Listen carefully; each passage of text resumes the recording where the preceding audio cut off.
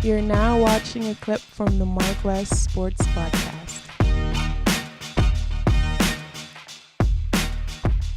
The last thing, since I did go through basically a national signing day, you might as well talk to Hurricanes a little bit. I see you got Mario Cristobal in the back. I got a question to him in the press conference for the first time. Really got to experience him as a person, and I see why these kids want to run through a wall for him, because he makes you believe what he's saying, and he feels genuine, and the fact that you're from the crib and went to high school and you played here, it makes it easier for me to believe in what you're saying. So I'm sure that's what these kids feel, because for you to flip a player from Alabama, a player from LSU, these are teams that won championships in these last 3 years.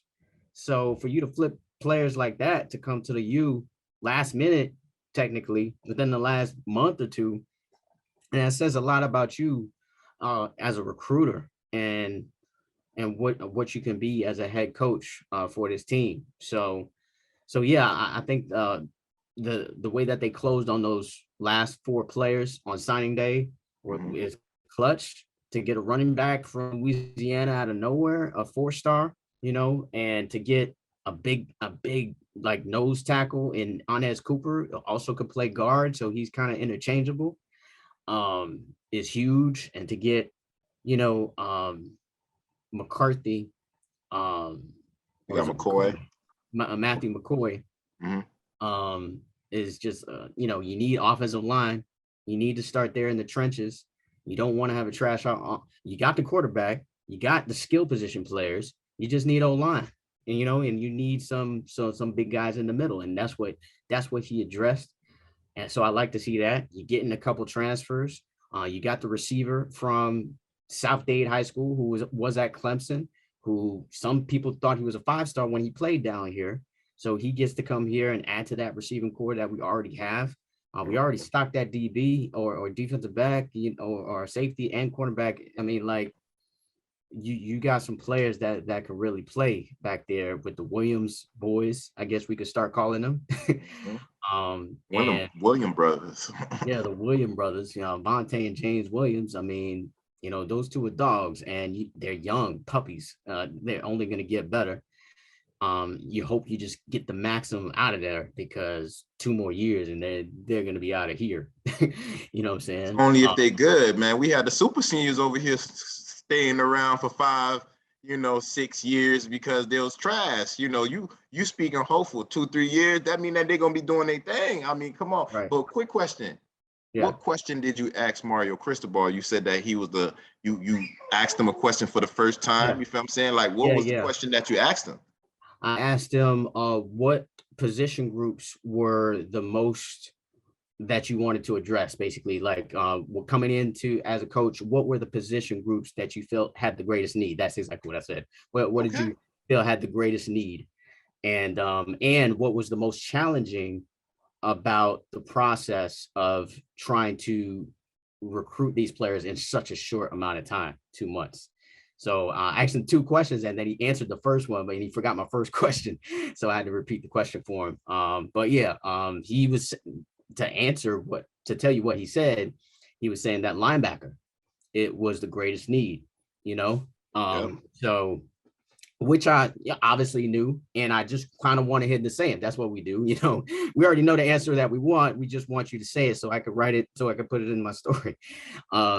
So he said linebacker is the greatest need, and in the trenches, and he addressed that as far as in the trenches. But as far as linebackers, we still thin, bro. We still really thin at linebacker. Yeah, Wesley's the same thing there, but he's still a young pup. You know what I'm saying?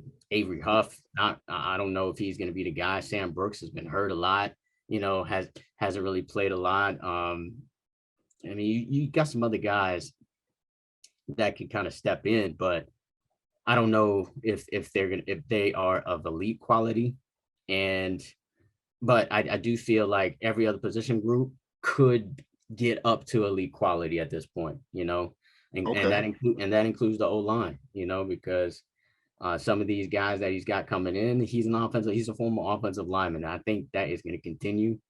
And Ahmad Moten, player that I mentioned. I'm glad I mentioned the last podcast. I was like, yeah, Miami has a chance to get Ahmad Moten, and then boom, we get Ahmad Moten from Cardinal Gibbons High School in Fort Lauderdale.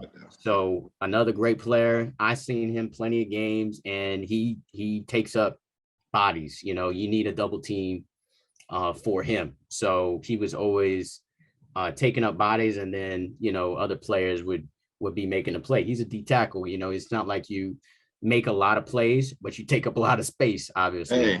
Hey. And he's that type of guy, and we need a guy like that because, I mean, to help the linebackers.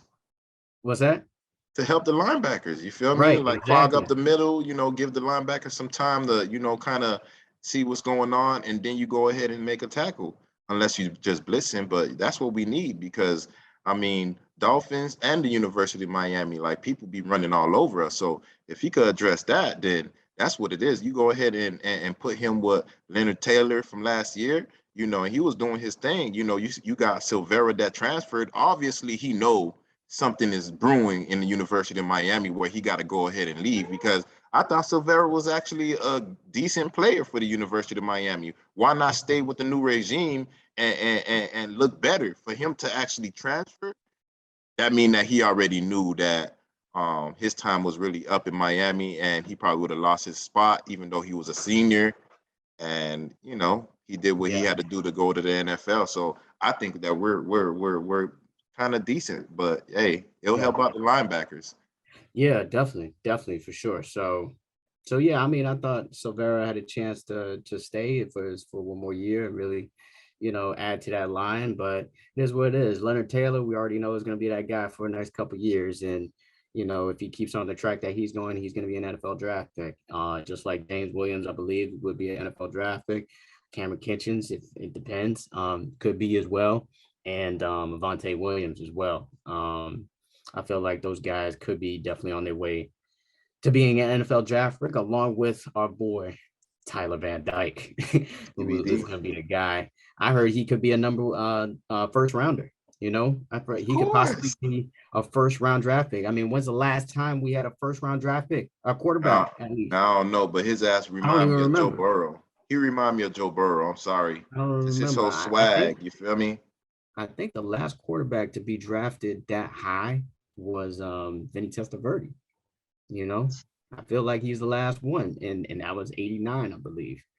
I could be wrong, but I know there was nobody in the 90s or 2000s for sure. So that's how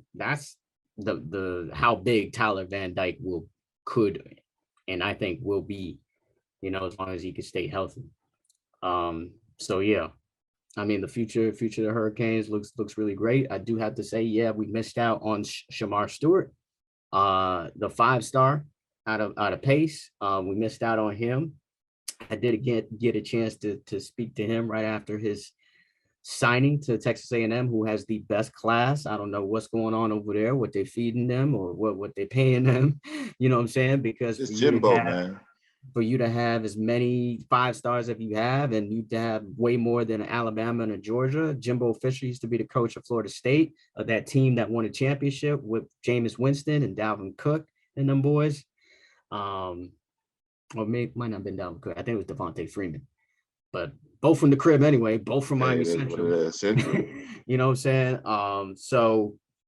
So yeah, I mean, and it's interesting. We play Texas A&M this season. We go to Texas A&M and play them. So that's going to be interesting if the next two, teams of the future. I do want to say that Miami Hurricanes out-recruited any other team in the state of Florida. We out-recruited Florida State, UCF. So that is promising in its own, especially for a coach that just got here.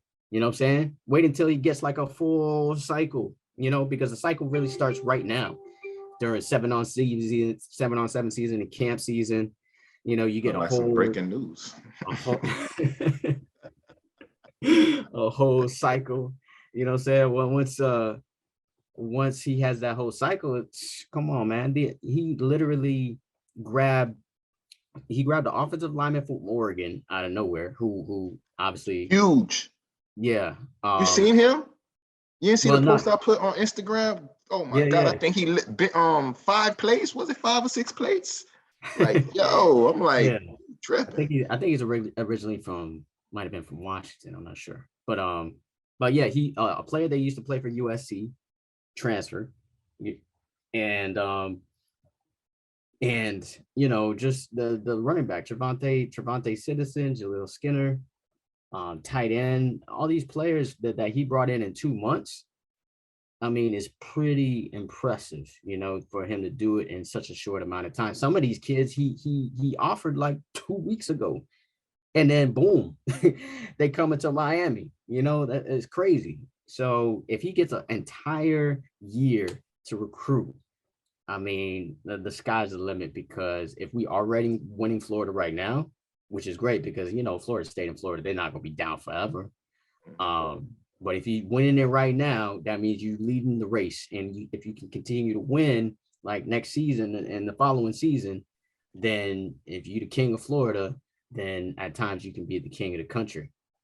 And they have a potential to be that. Of course, you're still going to be battling, you know, the Georgias and the Alabamas of the world as far as recruiting.